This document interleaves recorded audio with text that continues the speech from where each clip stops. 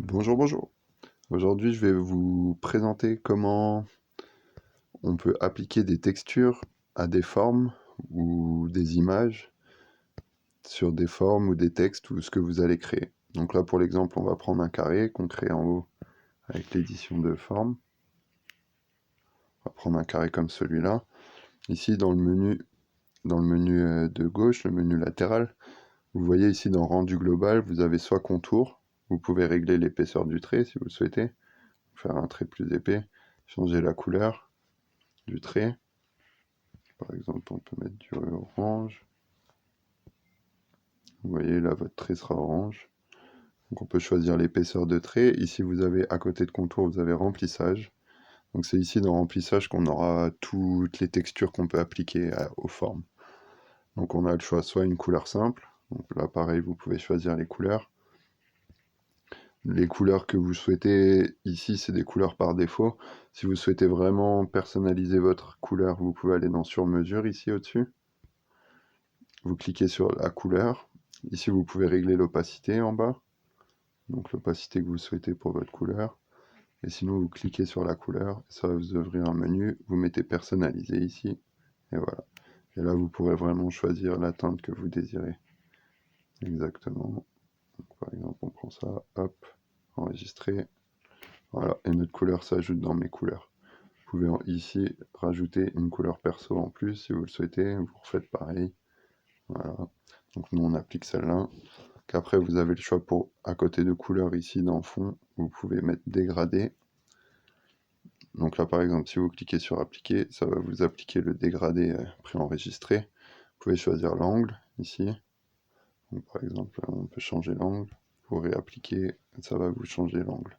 Vous pouvez ajouter plusieurs couleurs. Donc là, on a le noir, le blanc. On peut mettre ajouter une couleur. Ça va nous rajouter une seconde couleur. Hop, on peut mettre par exemple du rouge. On va appliquer et voilà. Donc là, ça c'est pour les dégradés. Ensuite, on a les textures à côté de dégradés ici. Donc ça, c'est des textures préenregistrées. Des textures de bois, métal. Il y a pas mal de textures, vous pourrez les essayer. Ici, pour que ce soit pour les textures ou après pour les images, vous pouvez régler l'échelle de la texture si vous souhaitez l'agrandir, la rapetissir.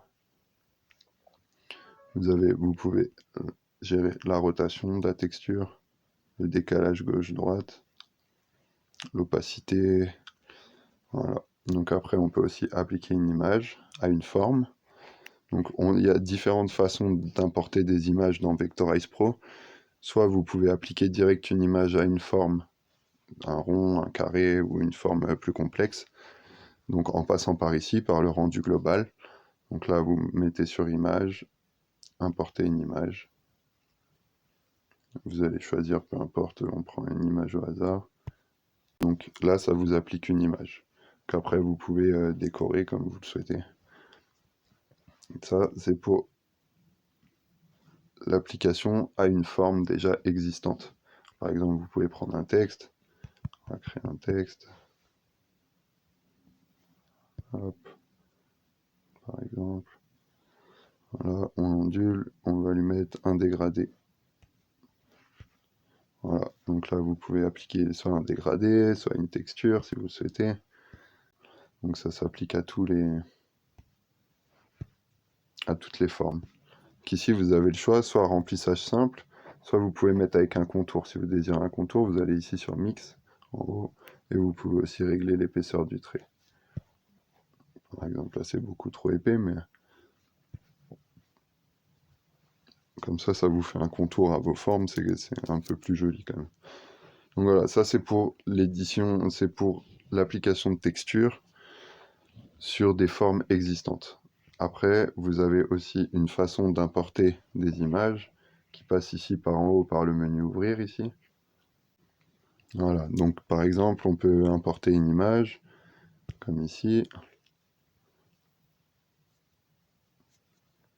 Voilà, et ici, on va pouvoir régler si vous voulez la vectoriser directement. On peut augmenter la sensibilité pour pouvoir être plus précis et rajouter des... Là, on voit que ça ne prend pas tout. Peut-être si on augmente un peu, ça peut peut-être... Voilà.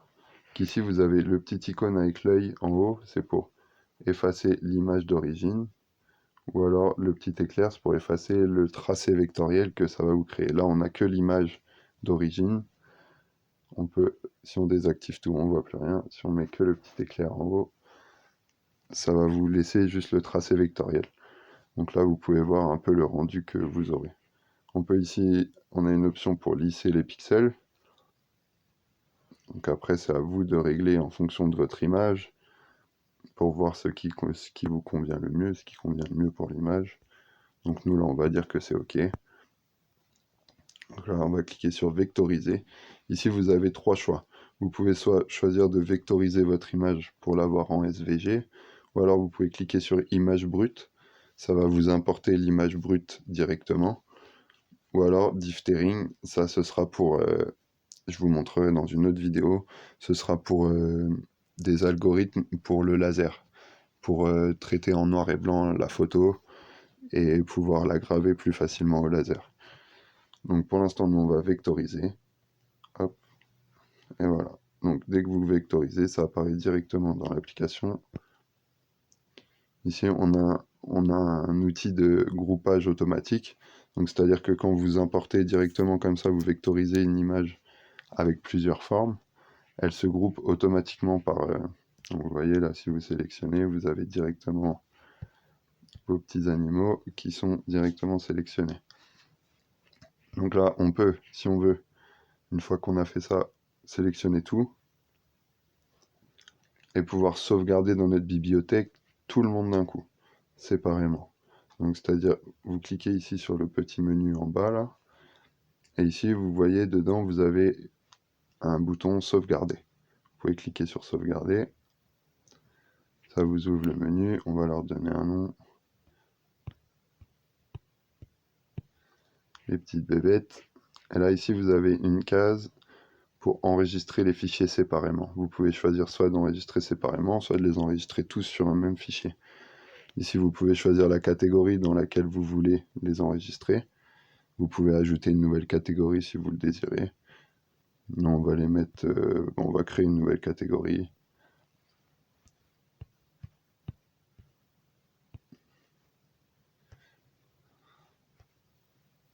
Voilà, et vous cliquez sur ajouter. Là, ça va vous ajouter directement tous vos objets sélectionnés en une seule fois dans votre bibliothèque. Donc là, on peut les supprimer. On va aller dans la bibliothèque. Ici. Alors, on va regarder pour nos petites bébêtes. Elles sont là. Et voilà, vous voyez, ça vous les a enregistrées directement dans la bibliothèque, une par une. Donc après, vous n'avez plus qu'à cliquer, si vous voulez lui, hop, et vous le faites réapparaître. Voilà pour la vectorisation et pour l'application de texture de notre application Vectorize Pro. Profitez si ça vous plaît, si l'application vous plaît, pour nous mettre des pouces en l'air. Et n'hésitez pas à vous abonner pour voir les nouveaux tutoriels. Au revoir.